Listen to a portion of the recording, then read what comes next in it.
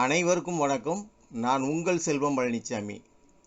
நம்ம நாட்டில் மனித உரிமைகள்னா என்ன, மனித உரிமைகள் மீறல்னா என்ன? நம்ம தமிழ்நாட்டில் மாநில மனித உரிமைகள் ஆணைய அலுவலகம் எங்கே இருக்குது? யார் யார் மேலே எல்லாம் இந்த ஆணையத்தில் நீங்கள் புகார் கொடுக்கலாம்? எப்படி புகார் கொடுக்கணும்? அந்த புகாரோட என்னென்ன ஆவணங்களை இணைக்கணும்? அந்த மனித உரிமைகள் ஆணையத்துக்கு என்னென்ன அதிகாரங்கள் வழங்கப்பட்டிருக்கு அப்படிங்கிறத பற்றி ஏற்கனவே நான் ஒரு வீடியோவில் தெளிவாக சொல்லியிருக்கிறேன். அந்த வீடியோவை இதுவரை பார்க்காதவங்களுக்காக டெஸ்கிரிப்ஷனில் அதோட லிங்கையும் கொடுத்துருக்கேன், பார்த்துக்கோங்க. அரசு அலுவலகங்களில் எங்கெல்லாம் மனித உரிமைகள் மீறப்படுதோ அது சம்பந்தமான புகார்களை, முக்கியமாக காவல்துறையில் உங்களுக்கு நடந்த மனித உரிமைகள் மீறல்கள் சம்பந்தமான புகார்களை நீங்கள் இந்த மனித உரிமைகள் ஆணையத்துக்கு பதிவு தபால் மூலம் அனுப்பலாம். இந்த புகார்களில் உங்களுடைய முகவரி எழுதும்போது உங்களுடைய செல்ஃபோன் நம்பரை எழுத தயவு செஞ்சு மறந்துடாதீங்க. இந்த புகார்களை இங்குள்ள அதிகாரிகள் படித்து பார்த்துட்டு மேற்கொண்டு அதற்கு தேவையான விவரங்களை உங்ககிட்ட கேட்டு வாங்கிக்குவாங்க. ஒருவேளை உரிய ஆதாரங்களோட நீங்கள் புகார்களை பதிவு தபால் மூலம் அனுப்பியிருந்தால் உங்கள் செல்ஃபோன் நம்பருக்கு அந்த புகார் சம்பந்தமான வழக்கு எண்ணை அனுப்பி வைப்பாங்க.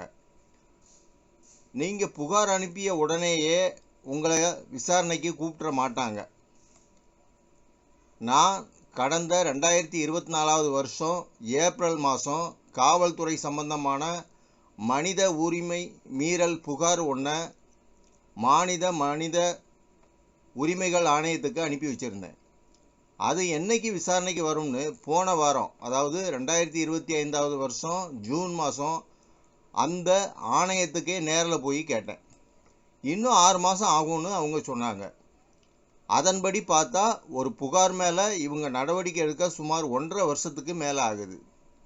அப்படி விசாரணைக்கு அவங்க உங்களை கூப்பிடும்போது சென்னை ராஜா அண்ணாமலையார்புரத்தில் இருக்கிற மாநில மனித உரிமைகள் ஆணைய அலுவலகத்துக்கு கண்டிப்பாக நீங்கள் நேரில் தான் போய் ஆகணும்.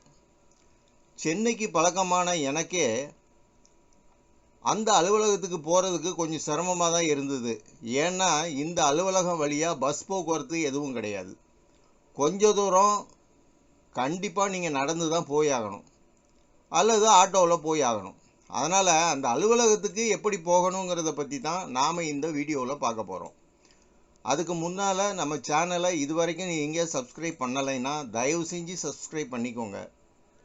நாங்கள் புதுசாக வெளியிடுற எல்லா வீடியோ சம்மந்தமான நோட்டிஃபிகேஷனும் உங்களுக்கு வரணும்னா சப்ஸ்கிரைப் செஞ்ச கையோட அதுக்கு பக்கத்தில் இருக்கிற பெல் ஐக்கானையும் சேர்த்து கிளிக் செய்யுங்க.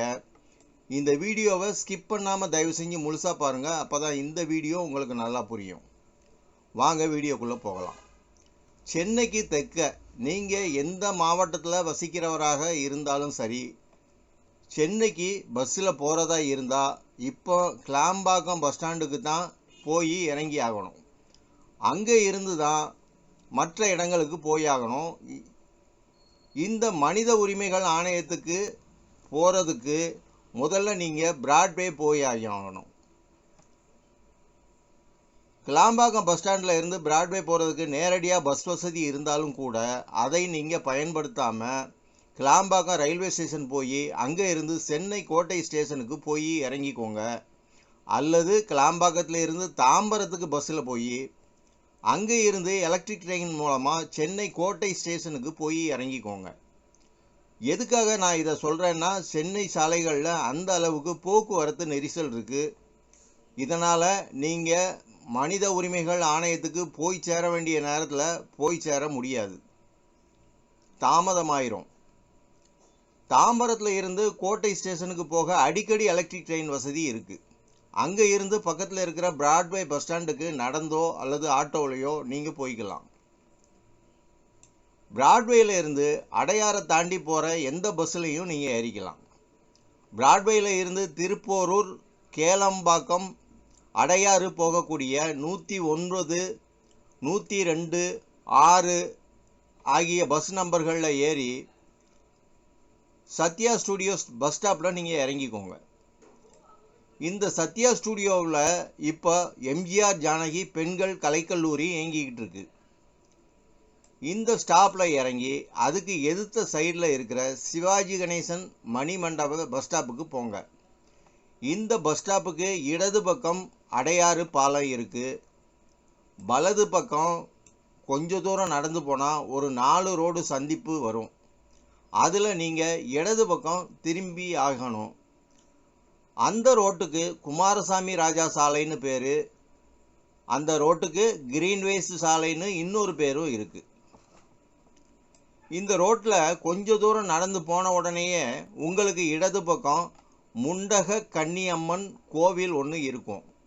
அதுக்கு அடுத்து வரிசையாக நம்ம தமிழ்நாட்டோட அமைச்சர் பெருமக்கள் சபாநாயகர் வீடுகள் இருக்கும். நீங்கள் சரியான பாதையில் தான் போய்கிட்டு இருக்கீங்கிறதுக்கு இந்த அடையாளங்களை வச்சு செக் பண்ணிக்கலாம். அமைச்சர் வீடுகள் முடிந்த உடனே மனித உரிமைகள் ஆணைய அலுவலகம் இருக்கும். இதுக்கு முன்னாடி திருவரங்கம் அப்படிங்கிற பில்டிங்கில் தான் மாநில மனித உரிமைகள் ஆணையம் இருந்தது. இப்போ அதுக்கு அடுத்த பில்டிங்கில் இருக்குது. அலுவலகத்துக்குள்ளே நுழைஞ்ச உடனே இடதுகை பக்கம் வரவேற்பாளர் ஒருத்தர் இருப்பார். உங்களுக்கு மனித உரிமைகள் ஆணையத்திலேருந்து வந்த லெட்டருடைய ஜெராக்ஸ் காப்பி ஒன்றை கையில் வச்சுக்கோங்க. நீங்கள் எதுக்காக வந்திருக்கீங்கிறத நீங்கள் அவர்கிட்ட சொன்னால் அவர் உங்களுக்கு வழிகாட்டுவார். மாடியில் தான் விசாரணை நடக்கும்.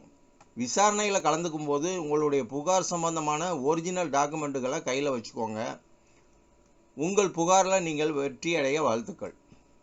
உங்கள் விசாரணை முடிஞ்ச பிறகு வந்த வழியிலேயே மறுபடியும் நடந்து வந்து சிவாஜி கணேசன் மணிமண்டபத்துக்கு வந்துடுங்க. அந்த பஸ் ஸ்டாப்பில் இருந்து பிராட்வேக்கு பஸ்ஸு அடிக்கடி இருக்குது.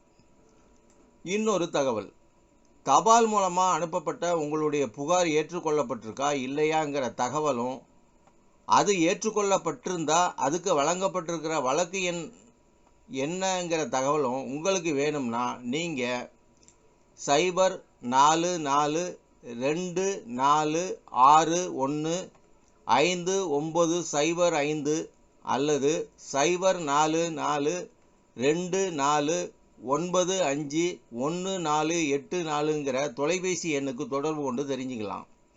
ஆனால் அதுக்கு உங்களுடைய புகார் மனுவில் எழுதப்பட்டிருக்கிற உங்களுடைய செல்ஃபோன் நம்பரை நீங்கள் அவங்கக்கிட்ட சொல்ல வேண்டியது இருக்கும். நண்பர்களே, இந்த வீடியோ உங்களுக்கு ரொம்ப பிரயோஜனமாக இருந்திருக்குன்னு நான் நம்புகிறேன். இதே மாதிரியான இன்னொரு விழிப்புணர்வு வீடியோ மூலமாக மறுபடியும் உங்களை நான் சந்திக்கிறேன். இந்த வீடியோ சம்பந்தமாக உங்களுக்கு ஏதாவது சந்தேகம் இருந்தால் கமெண்ட் பாக்ஸில் நீங்கள் தாராளமாக கேட்கலாம். தயவு செஞ்சு உங்களுடைய கேள்விகளை தமிழில் மட்டும் கேளுங்க. அதுக்கு உடனடியாக பதில் சொல்கிறேன். இந்த வீடியோ உங்களுக்கு பிடிச்சிருந்தால் லைக் செய்யுங்க. உங்கள் நண்பர்களுக்கும் ஷேர் செய்யுங்க.